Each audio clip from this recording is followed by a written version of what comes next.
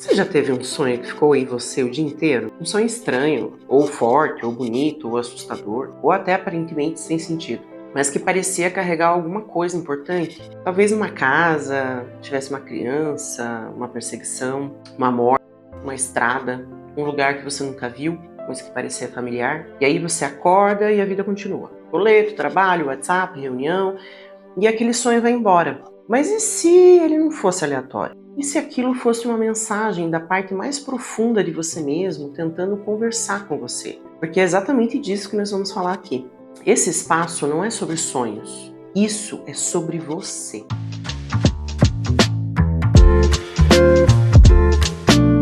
Antes de qualquer coisa, eu quero te dizer uma coisa bem importante. Eu não quero transformar sonhos em algo complicado, inacessível ou cheio de psicologuês. Porque o tema dos sonhos é profundo, sim, complexo, estudado há milhares de anos. Mas isso não significa que ele precisa ser tratado de forma elitizada, só em terapia, por exemplo. Embora sim, recomendo fortemente que, dependendo da fase em que você estiver na vida e das mensagens que os sonhos estiverem te mandando, você procure um profissional para lidar com eles. Mas, a parte dessa questão, sonhar é humano. Todo mundo sonha, embora nem todos lembrem. E durante muito tempo, diferentes povos entenderam os sonhos como algo importante demais para ser ignorado. Os egípcios estudavam sonhos. Os sumérios e babilônicos registravam esses sonhos. Assim como na Bíblia, sonhos mudam destinos inteiros. Você lembra de José interpretando sonhos e mudando a história do Egito e da família dele? Reis tomavam decisões a partir de sonhos. Na Grécia Antiga existiam templos dedicados exclusivamente à arte de sonhar. E povos indígenas trabalham até hoje sonhos como linguagens vivas da alma. Então, nós não estamos falando de uma moda recente de internet. Nós estamos falando de uma das experiências humanas mais antigas que existem. Freud foi um dos primeiros pensadores da ciência moderna a se dedicar a esse tema. E dizia que os sonhos mostram o que reprimimos, ou o que gostaríamos de fazer, mas não temos coragem. Jung, um de seus seguidores, discordou dele e fundou a psicologia analítica. Jung via os sonhos como uma linguagem do inconsciente. Ou seja, o sonho não é um erro do cérebro, não é um lixo mental, uma bagunça aleatória, nem apenas desejos reprimidos. O sonho é uma produção simbólica da psique. É como se uma parte mais profunda de nós tentasse compensar, corrigir, ampliar ou mostrar coisas que o ego consciente não está conseguindo ver.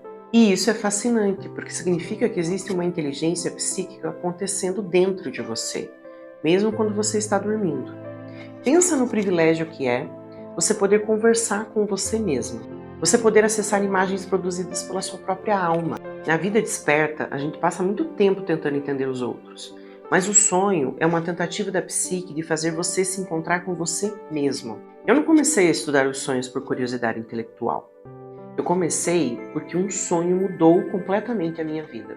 Quando eu tinha 24 anos, eu tive um sonho extremamente forte. Eu sonhava que estava preparando o meu próprio funeral. Eu organizava tudo. Enfeitava o caixão com flores, planejava como eu entraria nele e como eu esperaria minha morte chegar. Aquilo não parecia um pesadelo comum. Parecia algo real, muito real. Quando eu acordei, eu não consegui levantar da cama. Minha mãe percebeu que tinha alguma coisa muito séria acontecendo comigo e marcou terapia para mim. E sem exagero, aquele sonho mudou completamente a direção da minha vida. Porque aquele funeral não era exatamente sobre morte física. Era como se uma parte minha estivesse morrendo. Ou talvez, como diria Jung, uma velha identidade estivesse tentando acabar para que outra pudesse nascer. Esse foi o início de uma aventura que me levaria até mim mesma.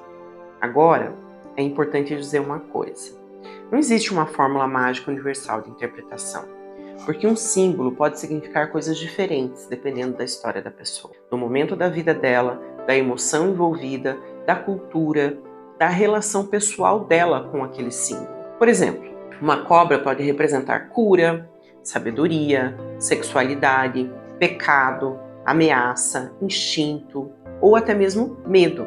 Depende do contexto, do sonho, do sonhador. Então, quando alguém pega um dicionário de sonhos e diz sonhar com água significa isso ou aquilo, ou quando pegamos o livro dos sonhos do João Bidu e vamos ler e tem algo como sonhar com dente, é porque alguém da família vai morrer, nada contra o João Bidu, tá?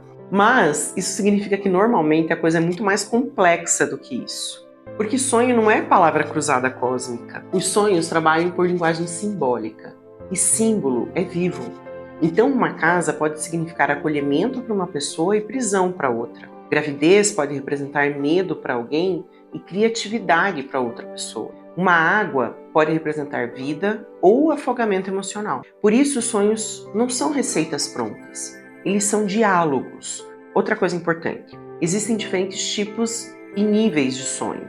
Alguns sonhos parecem extremamente pessoais. Falam de emoções, memórias, medos, traumas, conflitos internos. Outros parecem coletivos, quase míticos. Tem sonhos que parecem espirituais, sonhos de morte e renascimento, sonhos iniciáticos ou sonhos com ancestrais. Há ainda outros tipos de sonhos, como os compensatórios ou sonhos recorrentes, pesadelos ou sonhos criativos, assim como os sonhos premonitórios. Eu sei que a palavra premonição às vezes assusta, mas a verdade é que existem relatos disso há milênios. Agora, isso não significa que todo sonho é previsão literal do futuro. Às vezes o sonho prevê uma mudança emocional, uma ruptura interna, uma transformação psíquica, uma percepção que ainda não chegou totalmente à consciência. Os sonhos falam em imagens, e imagem não funciona como planilha de Excel. Graças a Deus, inclusive. Imagine o inconsciente abrindo um PowerPoint às 3 horas da manhã. Bem, quase 10 anos depois daquele meu primeiro sonho, eu tive outro sonho muito marcante. Eu sonhava que havia passado no vestibular de medicina. E aquilo me intrigou muito, porque eu sempre soube que minha vocação nunca foi ser médica. Mas o sonho ficou em mim e aos poucos eu fui entendendo que talvez ele não estivesse falando exatamente da medicina, mas de cura. Então, eu tomei uma decisão que, novamente, mudou minha vida. Decidi fazer faculdade de psicologia, para me dedicar a um outro tipo de cura, a cura da alma. E bem, aqui estou. Então, eu quero deixar uma coisa muito clara aqui. Isso não é um curso formal sobre sonhos. E também não é um espaço para eu dizer: o seu sonho significa exatamente isso ou aquilo. Porque seria irresponsável da minha parte significar demais algo tão profundo. Meu objetivo aqui é outro. É ajudar você a começar a desenvolver intimidade com a linguagem simbólica. É aumentar o seu repertório de autoconhecimento. É, de repente, ensinar você a olhar para os seus sonhos com mais curiosidade e menos medo. Porque às vezes a pessoa passa anos tentando entender a própria vida, enquanto a psique dela está literalmente mandando imagens toda noite. Tem uma coisa muito bonita sobre os sonhos. Eles frequentemente mostram partes nossas que foram esquecidas. A criança interna, o desejo, a criatividade, a sombra, a nossa verdade emocional. Às vezes o sonho mostra exatamente aquilo que o ego tentou controlar o dia inteiro. E é por isso que algumas pessoas têm medo dos próprios sonhos. Porque o sonho não serve ao personagem social.